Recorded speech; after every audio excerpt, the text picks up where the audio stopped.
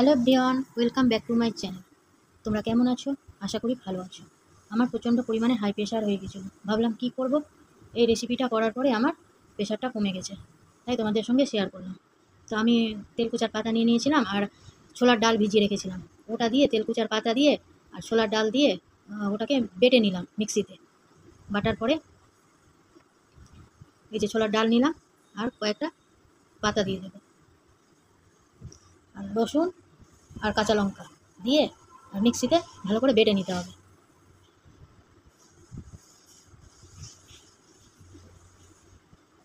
এই রেসিপিটা করে খেলে প্রেশারটা কমে যায়, অবশ্যই তোমরা ট্রাই করে একবার।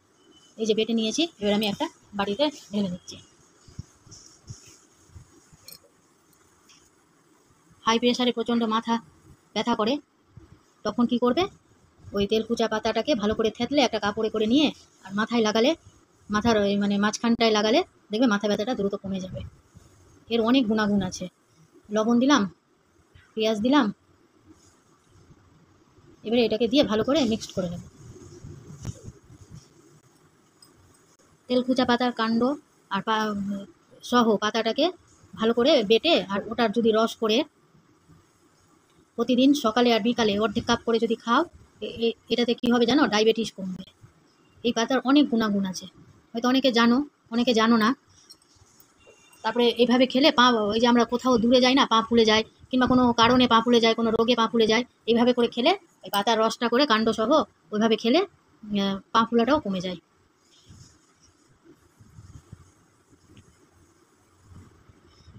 এবারে কড়াইয়ে প্যানে তেল দিয়ে দিলাম আর এবারে একটা একটা করে পাকোড়াগুলোকে ভেজে নেব।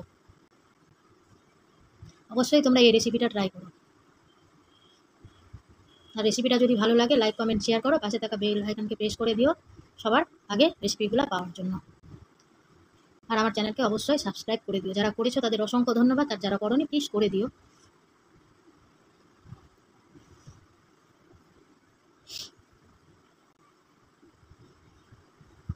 এর ভাজাও খাওয়া যায়, ভাজাও খেলে হাই প্রেশার কমে। এই পাতার ভাজাও আলু দিয়ে ভাজা করে নেবে, তাতেও হাই প্রেশার কমে। এভাবে করে আমি সমস্তগুলোকে ভেজে নেব। ডায়াবেটিস কমবে, যারা ওজন কমাতে চাও এই পাতার রেসিপি করে খাও, দেখবে ওজনও দ্রুত কমবে।